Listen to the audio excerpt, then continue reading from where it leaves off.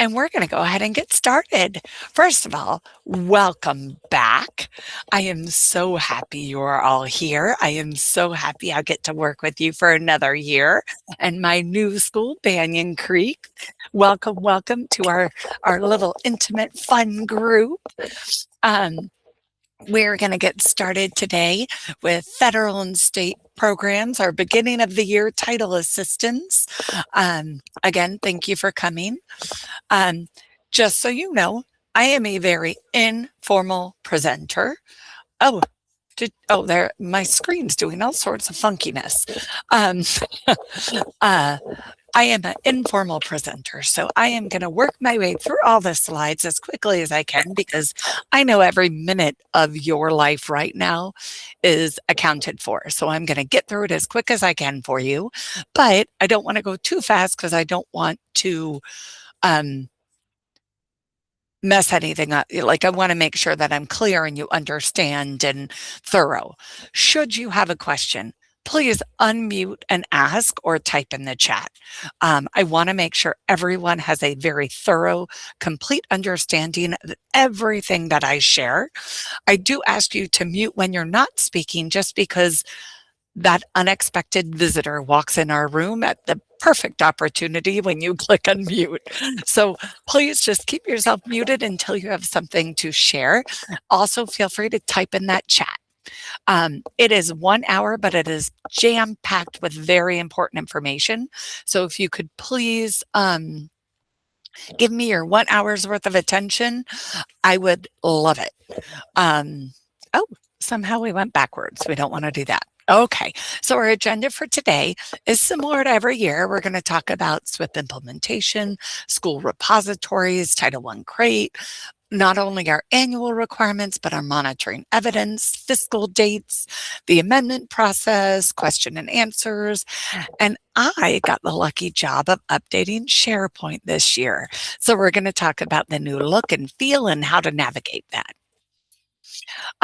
Our mission and purpose, I'm going to read to you, and my apologies, but our mission is to improve academic outcomes for all students by strengthening instruction, promoting a culture of high expectations, engaging and empowering families, ensuring safe and healthy learning conditions, and providing a broad range of student supports. We want to impact student achievement for underprivileged students by helping their educational needs and goals, supporting those, providing staff with professional learning, and supporting schools and family partnerships. So our school-wide plan is broken up into 3 building blocks. Your components, which a lot of you have just started working on. Be mindful those do need to be completed, reviewed, and approved before your Title I annual meeting. A lot of us wanted our Title I annual meeting in August, which is fine, but that also means you need to submit them, I need to review and approve them, and we have to get them translated before that meeting. So be mindful of that. Our parent and family engagement plan is to bring that school-parent connection together to ensure that we are doing the best for our students and their families. The majority of us have all of us, I should say, have submitted our PFEP. It was due May 15th. I have reviewed every single one, and I believe there are 4 left that I need to review between now and the 30th. So we're almost there. I did one of the 4 this morning, asked one more quick question, and if it gets to be too much back and forth, we can always hop on a quick meet and complete whatever is left. Those of you that already got your approval, please be sure to get those translated sooner rather than later. And then your strategic planning, the CNA process, action items, all of that is, making sure that we're addressing our needs and using our funding and our resources to support those needs for academic growth. So FY27 compliance. So your school repository has to be, I have a guest. I'm sorry. I thought it was a question. Sorry about that. Um, so it has to be kept for 5 years. So as people come and go to your school, please ensure that that repository is there for 5 years. We want to make sure that, should the state walk in tomorrow, you are able to find the year that they ask for, the documentation they're looking for, click, open, and hand it to them within minutes. You can see your repository can be electronic, it can be hard copies, or it can be both. My biggest concern is that more than just you know where it is. You should have, if you are on vacation, you don't want to get that phone call. Can you help me find this? All, well, I would say about 3 people, the principal, the AP, and maybe one other person should know where all that documentation is, be able to flip through it quickly and find what is needed. So if that is not how yours is set up, I encourage you to take whatever time is needed to make it, easy to find, look through and get whatever is needed.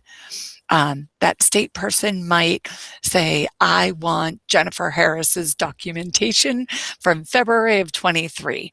And you're going to be able to need to flip, open, share. Okay. Next. Your school repository. So we have a bunch, and I'm going to kind of go back and forth here. I wonder if I can make that bigger so I don't have to go back and forth. But your repository should consist of the following: all of your annual requirements that you submit in the crate, all of your monitoring evidences that you submit in the crate, your monitoring evidence for Title I funded staff. So as we look through this, I'm hoping these are in the right order. Where'd it go? This. So this is B1. Do you guys remember this sheet? Where you find your Title I funded people and you say, I am going to submit these 3 pieces of evidence that they do in the course of their day, and I'm going to give those to Melissa and put them in the repository. So we want to make sure that that is done and that is in the repository. A lot of that is not needed for reimbursements anymore for our charter schools. But I do look at that piece of documentation throughout the school year. And I try to look at it at least one thing every month we meet, just to make sure that we're on the right track, especially in the beginning, because I don't want you collecting documentation that isn't what the state is looking for. I want to make sure that you are submitting what we need. There is also a beautiful PowerPoint presentation that I'm going to let you look at on your own time. But this presentation walks you through what should be in your repository and how it should look. So I am going to let you, again, do that at your own time if you need it. Some of you and I have been doing this for years, and you're well versed on what a repository should look like. I know that I asked Kristen to share during the charter TA about how to make a repository look beautiful. So she's got it down perfect. A lot of you do. If you need support or help or guidance, please ask.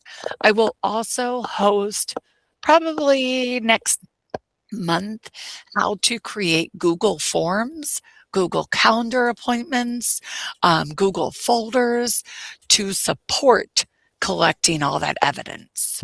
Okay, so I know right now you are super busy. I don't want to do it now.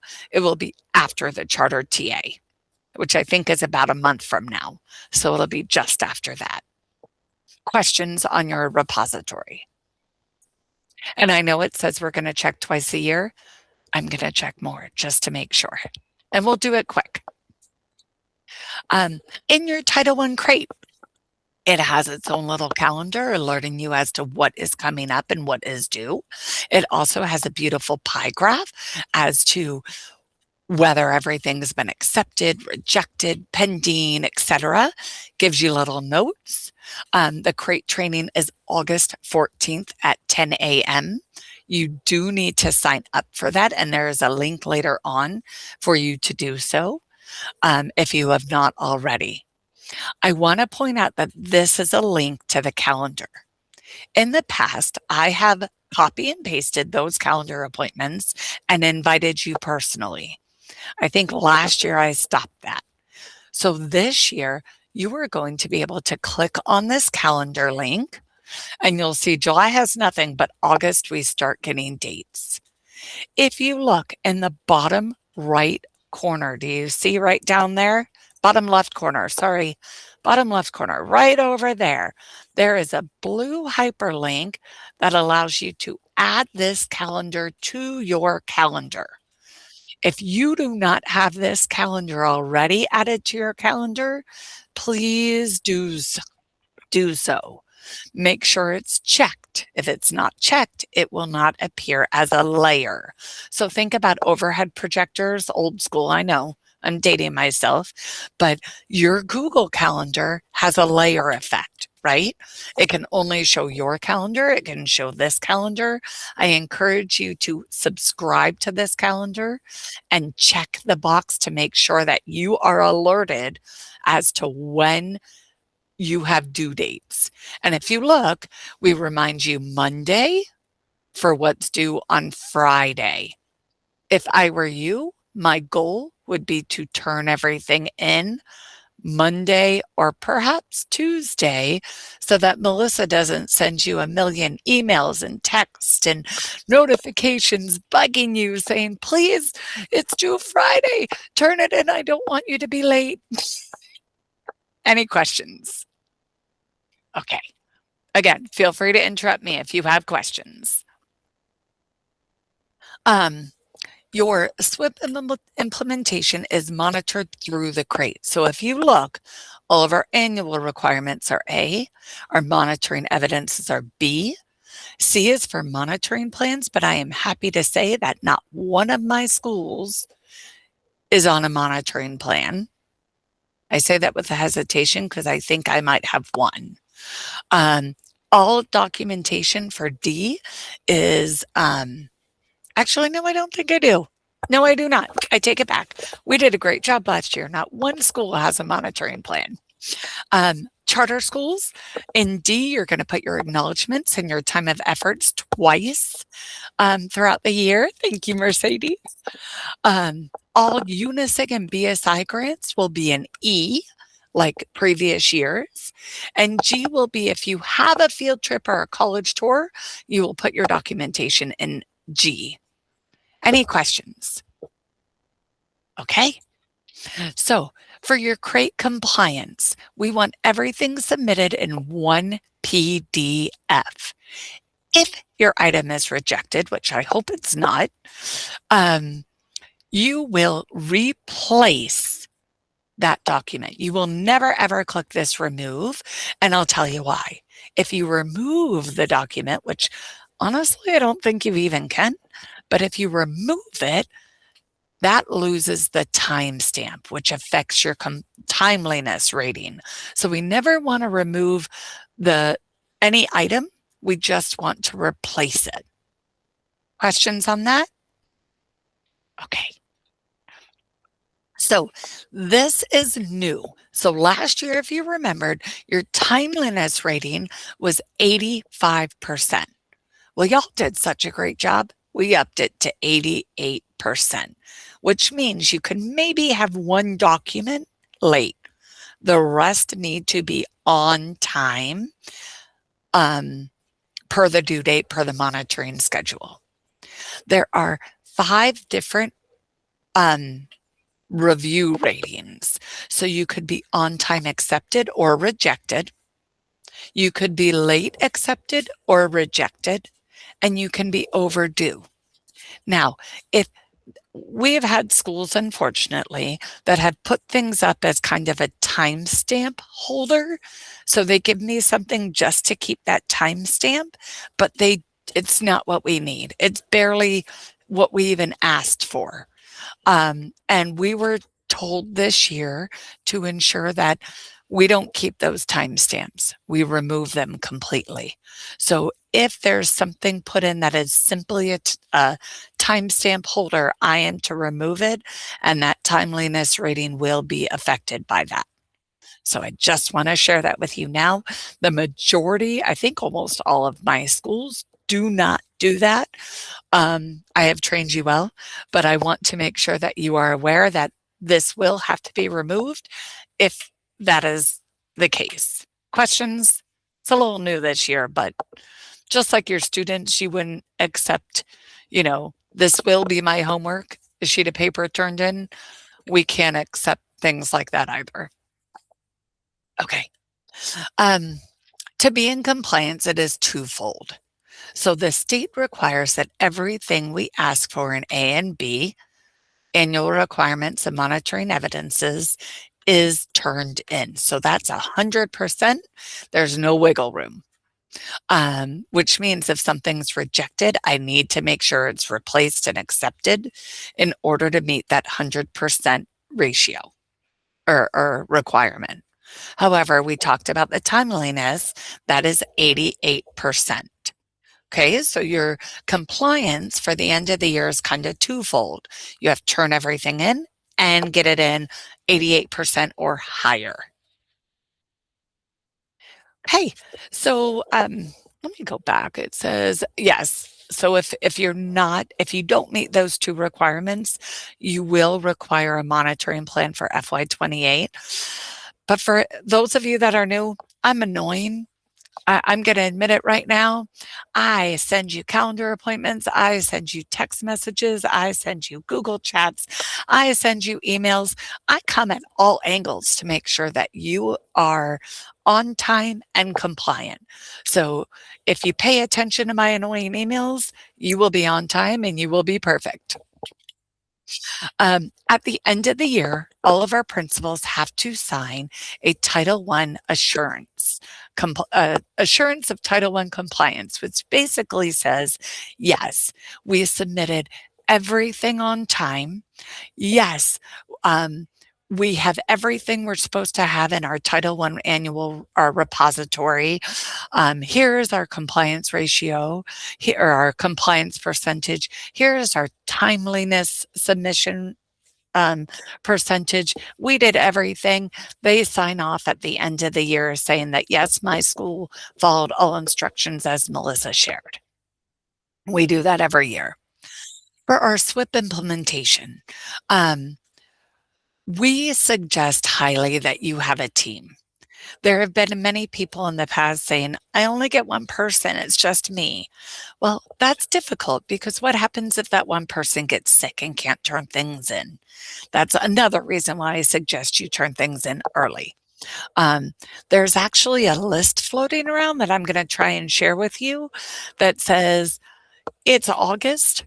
You can turn all of these things in right now if you'd like to. So I will gather up that list and share that with you within a month or so.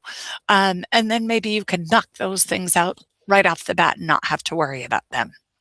The point of the team is not only turning evidence in, but it's also to make the best decisions for your school. It assists with your SWIM implementation, collecting your documentation, making sure that your parent engagement nights are meaningful and support that school-home connection. It's the tutorial programs and professional learning are impactful and meaningful and support your academic progress on campus.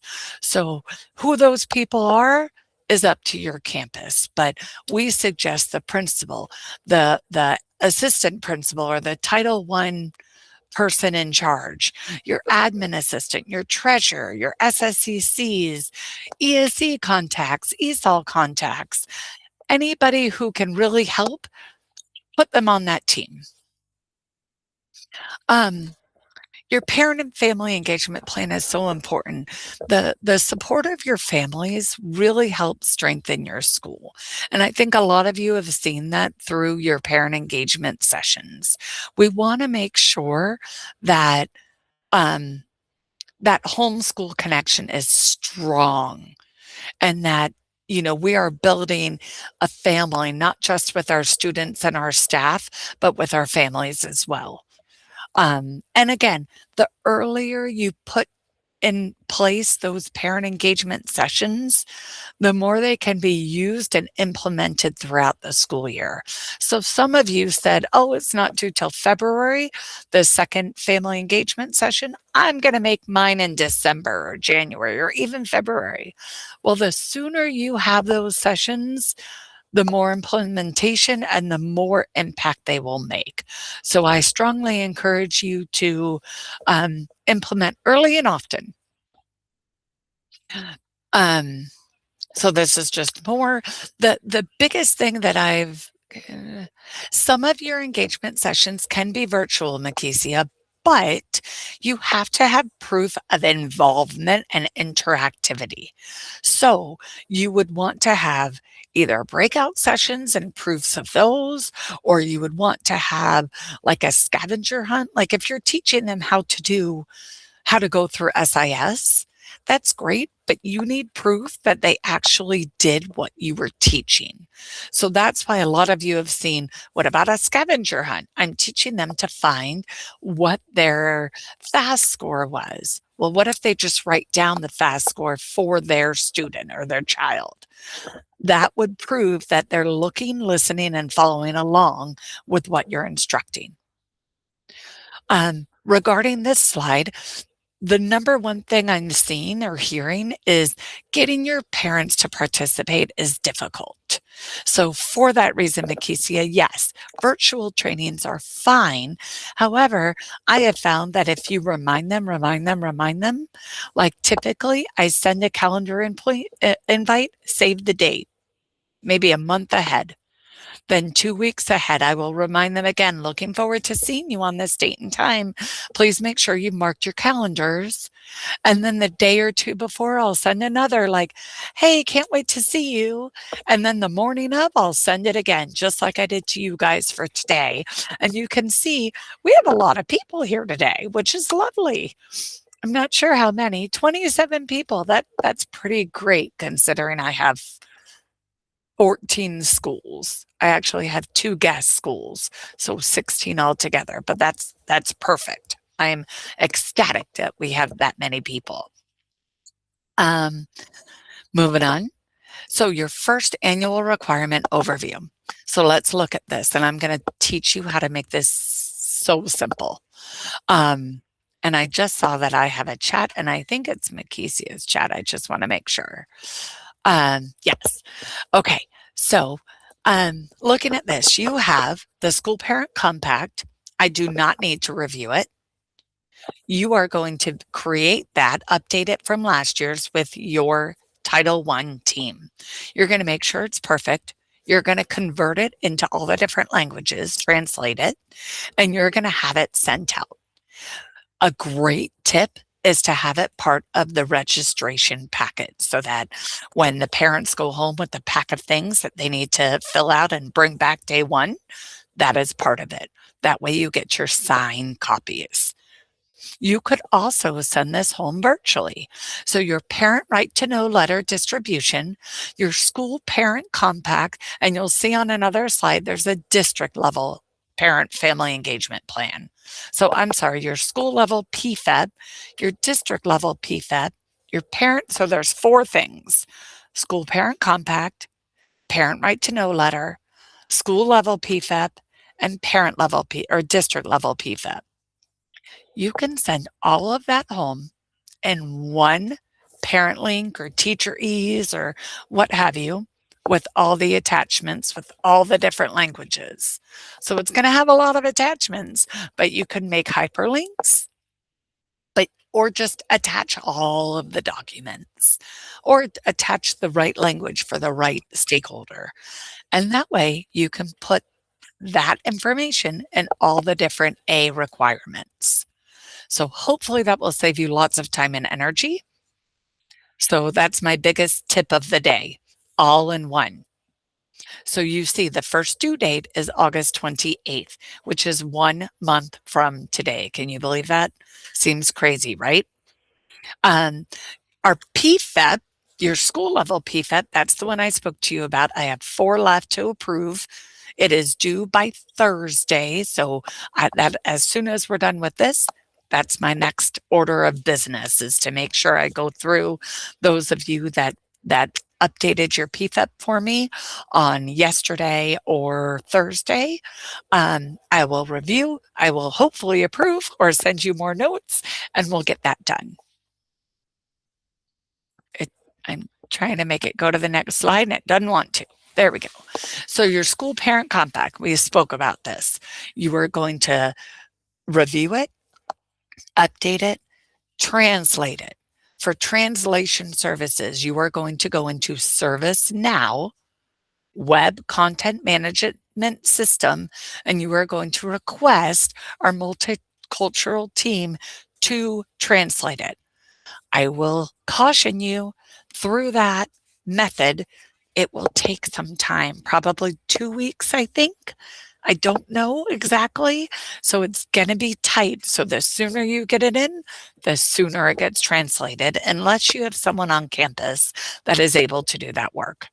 Or perhaps it didn't change that much from last year and you're able to do that within your school.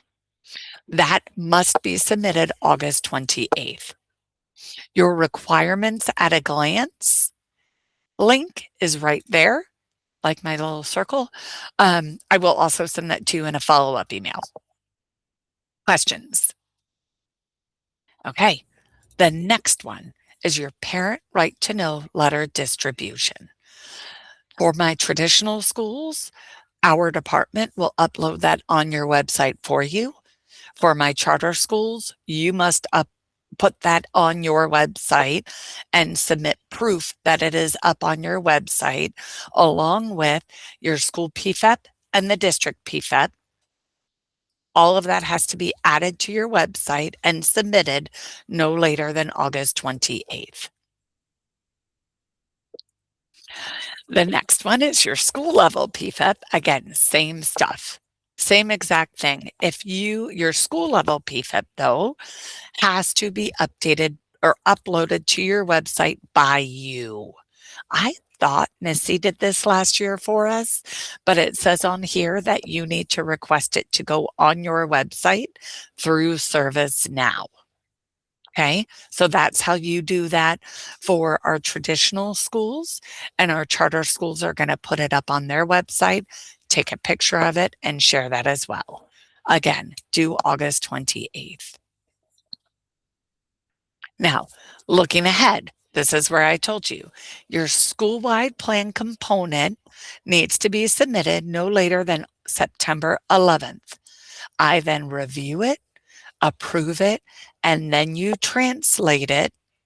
And I think it's due in the crate by September 11th, but it also has to be done and available for distribution for your Title I annual meeting.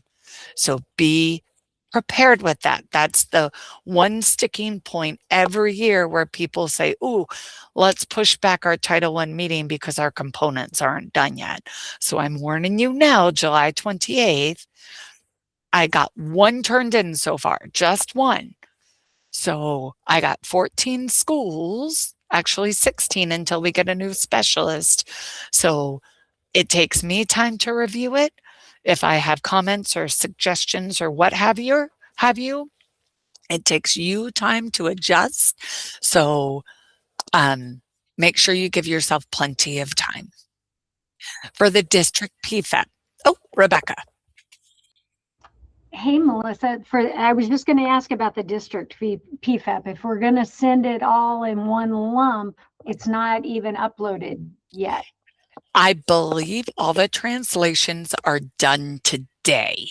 So if they're done today, I would say by Monday at the latest, they should be up on our SharePoint site for you. Perfect. Thank you so much. You're welcome. Thank you, Rebecca. Look at you looking for everything before I even put it up there. Good job. You know, I thought to mention it, but it was a great question. Thank you. So the district PFEPs, like I said, should be up by Monday on the website, and then you'll be able to distribute those as well.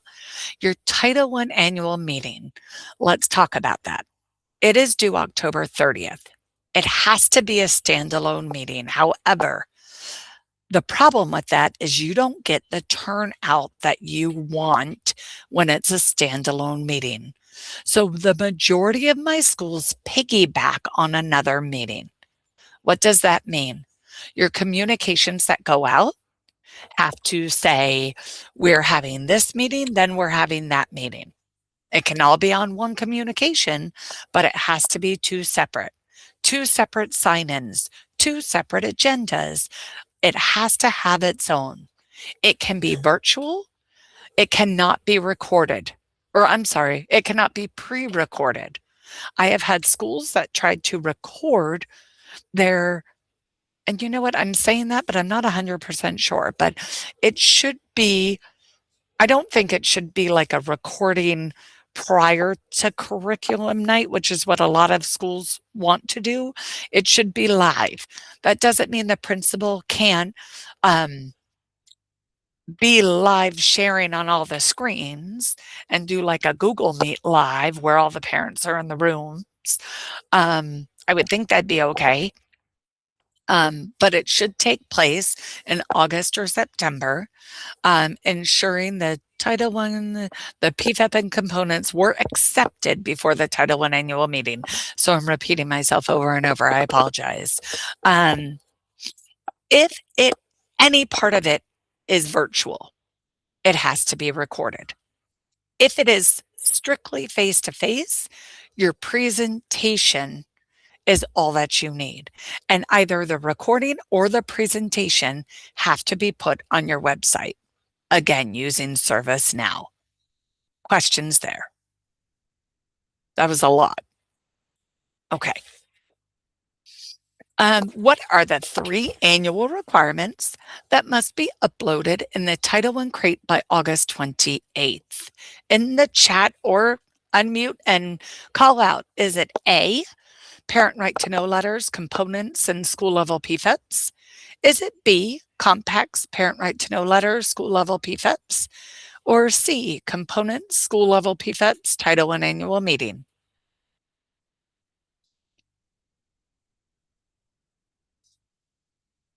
Due August 28th. Which 3? I got a B, a B, a B. You guys are amazing. It is B. And it is B because components do not get turned in. Oops.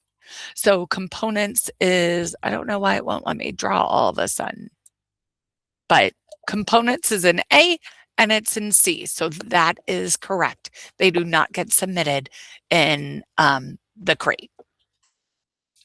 Okay, so when we look at our monitoring evidences, here is the link for the schedule. I will send that to you in our follow-up email.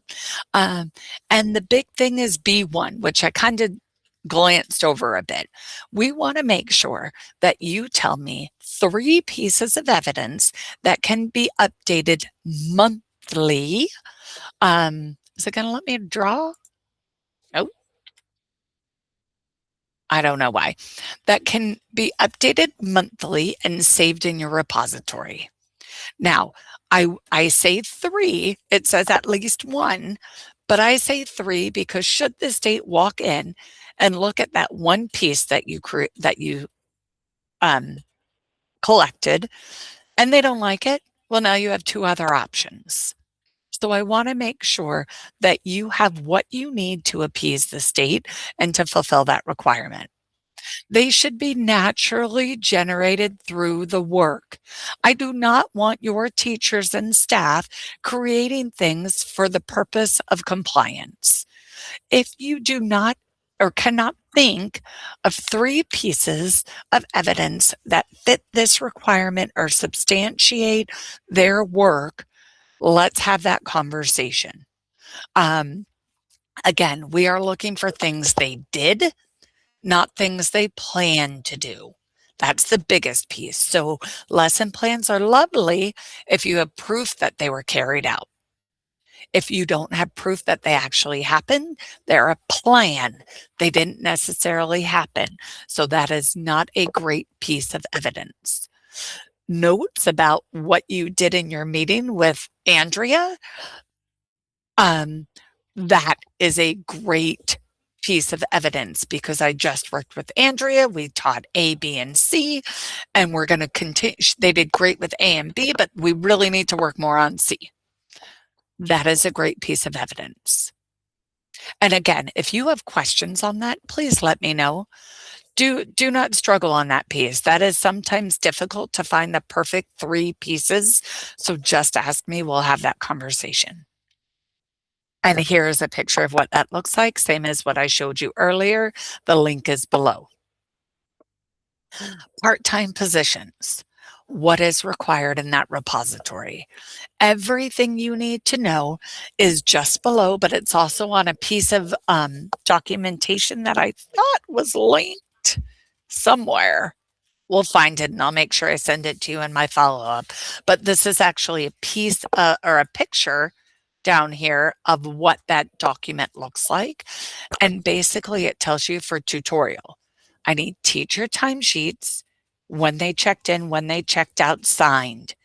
I need student sign-in showing that they actually came for the session and they were only in one session at a time.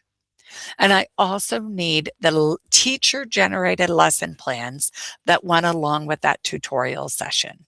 And for that, I highly, highly advise you to use the all-in-one sheet. It's a Word doc. You can type on it. You can edit it each time. It's perfect. Questions on that? I'm not going to go through them all because a lot of us have done this year after year and we know. Questions? Okay, moving on. You're monitoring evidence due dates.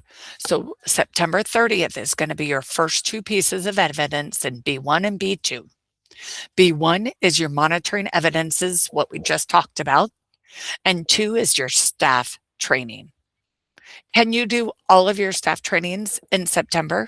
Give me a thumbs up or a thumbs down. Anyone? Can I do all my staff trainings and all my parent trainings in September and October? I have a thumbs down from Jennifer Harris. No way.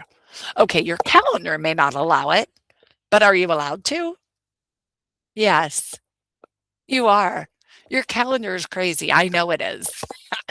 But again, the earlier you teach a skill, the more implementation it will be, the more it'll be used with all of your parents, right? So if you teach your parents how to find a just right book with their children, um, they'll be able to use it every time they go to the library. So they'll be able to use it more and more frequently.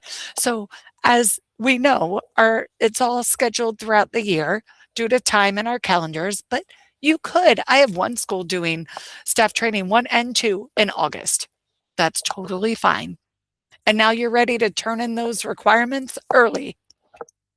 In October, your first parent training is due on the 30th, and your SAC meeting, where they approve your school improvement plan, is due October 30th.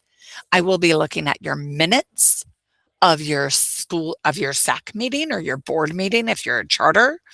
That is highlighted that says we looked and reviewed the school improvement plan, we voted, we approved it.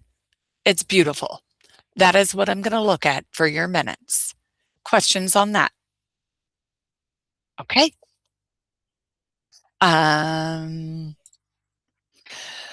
So when you all say, Melissa, I couldn't hire this position, I need to replace it with something, or Melissa, I'm trying to, allocate my dollars. I don't know what to do. What do you think I should do? As a compliance specialist, my job is to make sure we are meeting state requirements. So that means they have to be allowable. What does allowable mean? They have to be allocable. The full cost will affect this fiscal year. Okay, they can, whatever we purchase or whatever we do will be fully implemented no later than June 30th of 2027. Is it reasonable? Can I get the same thing for $5 someplace else that you want to spend 100 on? If it is, it's not reasonable. If it's within a few dollars, it's perfect. That's the idea behind, especially when things are high dollar items, we get multiple quotes. But again, even hourly rates for tutorials and things like that. Our traditional schools have set amounts, but our charter schools do not. We want to make sure everything is reasonable. Is it necessary?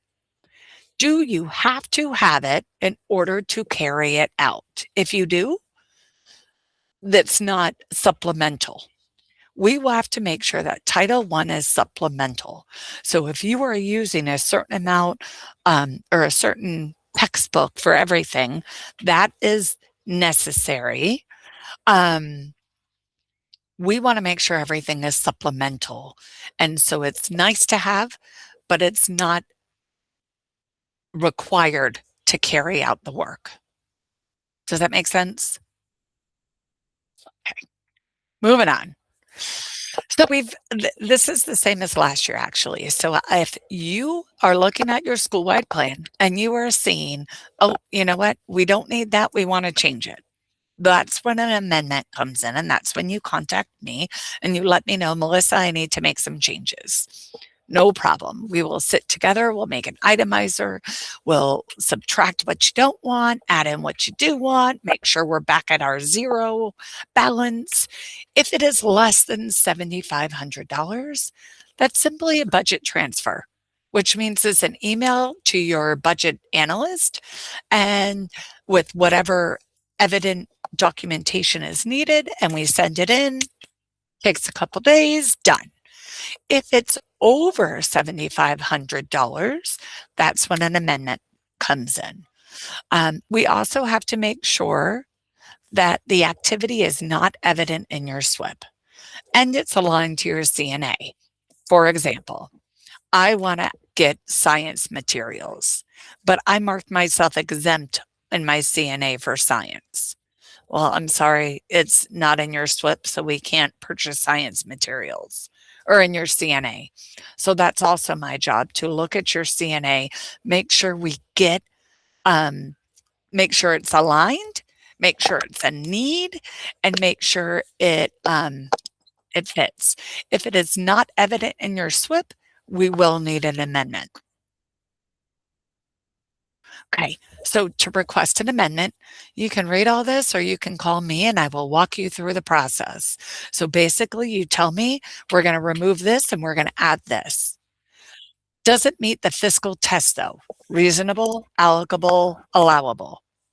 Is it supplemental? Is it supported by your CNA? That's what you check before you call me. Is Melissa going to say yes to this? What's in our CNA? Then you talk to me. We figure out what we're minusing, we figure out what we're plussing, we write it all up nice and neat, and we send it to our budget analyst. We do a budget transfer. We have the principal sign off on the amendment form like we do every year, giving us 10 days to go through, review, ask questions, and hopefully approve. There are tons of resources on the SharePoint site, what's allowable and unallowable. The budget transfer template is up there if it's less than $7,500. We also have a part-time temporary salary budget planner. So let's say you want to get rid of a subscription, an online subscription, and add tutorial. Well, you can go and get that part-time and temp budget planner and figure out how many hours of tutorial can I afford if I have this much money. And you can figure that out there. Questions? Okay. These are fiscal dates, very similar to what we had last year. The big noticing that you may see are books are no longer final order by December 11th. So what we found is that throughout the year, you've noticed that A, you want more classroom library resources, or B, it's almost SAT time and you want to buy some test prep books. Well, a lot of you want that after December 11th. And so we have taken that requirement off. It is now part of the March 19th um, time. Okay. So again, remember, anything that goes into student hands has to go through the library material checklist process. If you are a charter school, you should have a process similar to ours, where it is posted on your website or on the list saying in 2 weeks' time on this date, we are going to be purchasing this material to go into your students' hands. It is important that that is posted. It is a House bill that DeSantis added on, and it needs to basically allow the parents to look at that resource and determine whether or not it is acceptable for their students to use or not. So that's the big piece that you want to make sure, like a lot of you have online subscriptions right now. That should be into library media so you can purchase it ASAP. If you've not put in the request yet, you should do so now. Again, anything that goes into student hands. Our big due dates are December 11th for all technology purchases and equipment purchases. The next big deadline is March 19th. You can do budget transfers as much as you want through submit final December budget transfers, I believe December 11th. Then January, you get one. Um, and the final one is February 26th. Just one. And it can't be over 7,500. A lot of you are used to this. A lot of you have done this year after year after year. If you want further detail, feel free to stay at the end of the training. I can give you more details. And again, this will be part of your email at the end. So by the end of the day, you'll get an email with all the attachments and how to find them.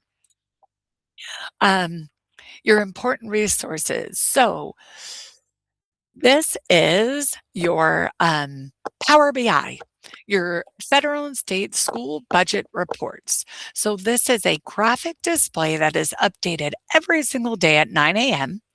I believe all of our admin assistants, our treasurers, our anybody that's considered admin, which means our SSCCs, can see this. The link for it is here and also down there. Trying to click. This is what it looks like. So when you click on here, you are going to see this is what you budgeted, the dark blue line, and this is what you've used as the light blue line. So if your light blue line does not meet the dark blue line, you have money to spend. Okay? Any questions on that? Again, updated every morning at 9 a.m. Right now, it is only showing FY27 Title 1. Okay, as Unisig comes on, it will show Unisig. As the new BSI grant comes on, it will show that as well. Okay, here are your charter school fiscal dates. Very, very similar to what you saw for Title I. Not a lot of changes. What is different, I did not say this little piece over here on the left. If you all can spend all of your non-salary funds as soon as you can, that would be lovely. Because again, annoying Melissa will contact you. Hey, you have this much money left. Get it before it's gone and you can't use it. Come on, let's spend. So please, please, please spend early because we don't want to lose any of those funds. These are when your packets are due for my charter schools. So these are your fiscal dates. First one, October 9th, is due for all quarter one expenses for my charters. For all of my Unisig CSG schools from FY26 in the house, please, please, please look at your fiscal reminders for Unisig and CSG, because I believe right within the next week or so, all of your charter reimbursements packets are due. For my traditional schools, all of your spending should be pretty much done now. I think the 26th of July was your last date, or it could be today, I'm not sure. But all part-time salary work should be done. That's your collegial planning, your tutorial, all of that. Questions there? You'll probably get an email from me later regarding that as well. Okay, you're all in one slide. Boom, right here. A lot of you print out this one slide and stick it on the wall so you don't miss any deadlines. This is your one slide. Any questions? It's everything I said already. If you've not signed up for your Title I Crate training on August 14th, that will be in the follow-up email. Please make sure you sign up if you want to attend. If you know how Title I Crate training works, nothing has changed except for they've slightly changed the look and feel of Crate, but it's only the homepage right now.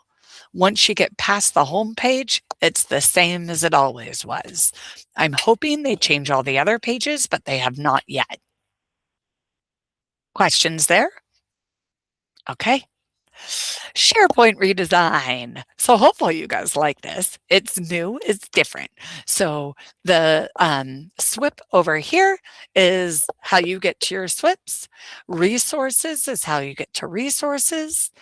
I made a little icon for each and every section. So if it's a fiscal deadline, it will be in fiscal. If it's about CNA, it's there. Annual requirements is over here, broken up by each annual requirement. So number 1 is there, 2, 3, all the way through 8. I also made a guideline one because a lot of you are looking for guidelines, and you know that it's the food purchasing guideline, but you're not sure if food purchasing goes in audit or if it goes in fiscal or where it goes. So I made a guideline for you, but the magic is right here in this search bar. All you have to do is type one word that's in the name, and boom, it'll pop up in your search. It is phenomenal. It is brilliant. It is amazing. It saves you so much time. I didn't know it was there until I redesigned the SharePoint site. It was like a gift. And I have to say, Dr. Hibbler, give me 2 seconds. When you click on resources, I'm tapping my screen. It looks a little bit different, but the search is in the top right corner. So there is a search there as well. Dr. Hibbler. Hey, Melissa, does this search includes a budget tracker piece in it? Oh, yeah. Yes. All of it's right up there. Anything that's on the Title I SharePoint site, you can search for in that top bar. And all you have to do is type one word that's in the title and it'll pop up for you. Okay, so you don't have an icon just for a budget tracker or anything like that? If you type it in, it'll pop up. Budget trackers would be under fiscal. And you'll notice that when you go to each of the different things, the majority of them, unless I think all of them, have little thumbnails now. Let me see if I can show you real quick.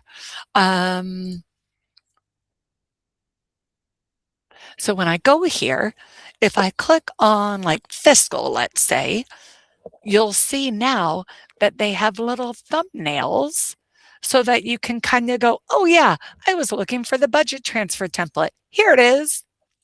And the big difference I will show you since we're here is the download. Remember before we were able to kind of click the 3 dots and download? Now you can go File, create a copy, and download. So it's just another little step, but it's right there. And I think the ability to see what you're looking for is is pretty awesome because I know that me myself, this is my 5th year in this department, and I still get confused as to which document has which name. So I like the idea that I can see the little thumbnail and find it quickly. Okay, Question? Good? all right. Yep. Okay, perfect. Any other questions? For our PDF, since we're here, so if it's a PDF like this, when I click on it, in the top left corner is my download button right there. Okay, so that is our SharePoint. Hopefully you guys love the new look and feel of that. I love that search field. That makes my life so easy. Oh, I didn't even update. Oh, yeah, I know why I didn't update. So, save the date. We are going to have monthly chats the first week of every month. I will send calendar updates. However, in my follow-up meeting, unless, maybe we can do it right now because the majority of you are here.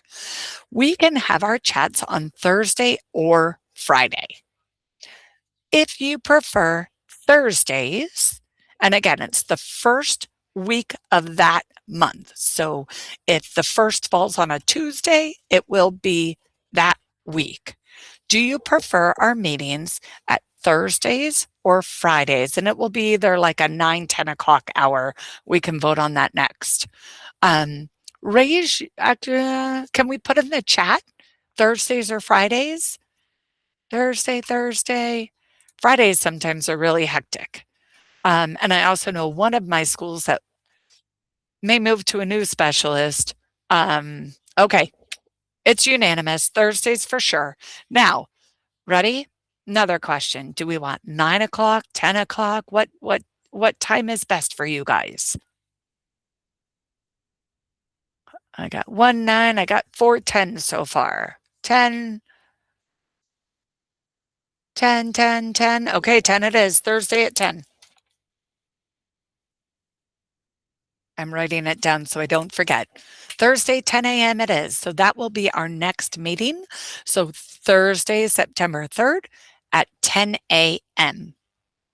Okay, so I will send out save the dates today for the whole year. So that we can make sure that our sacred meeting time is saved for us. For my 2 schools, you know who you are, that may move to the new specialist. Be mindful that those days and times may change. So I will send it to you for September, but I will not send it to you after that. In hopes that the new specialist will come, and I will add you on if needed. For the following months. I know it's sad I'm leaving you guys. I don't want to leave you.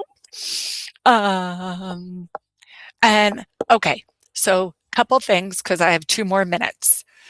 A, there are no stupid questions. If you have one, if you have any question at all, email me, call me, let me know. I am happy to answer. I am happy to help. I will support you the best I can throughout the whole year. I am always on chat. Feel free to chat me through Google Meet or Google Chats anytime if you are my traditional schools. If you are my charter schools, most of you know my cell phone. Feel free to text me, to email me, however you need to get me. Let me know. We can discuss it. We can figure out the best way to accomplish our goal. I am here for you all year long. Anything you need, you let me know. Any questions for me? No? Wow. Okay, 1 minute to spare. I want to show you real quick before you pop off. Most of you know if you need the video on how to merge your PDFs into one file in our video library, it is right here. PDF video tutorial. It is also on this slide deck on a hidden slide. So you can see it's right here hidden. So if you'd like to watch it, this is attached in my calendar appointment. So you can feel free to go to the last slide, slide 38, and watch it whenever you have time. It will also be shown on the Title I Crate TA, so if you plan on joining us then, you'll watch it then. Any questions for me? It is 10 a.m. I am going to respect your time. I thank you for spending your hour with me. I look forward to working with you all year long. Please, anything I can help you with, let me know. Thank you, thank you, thank you.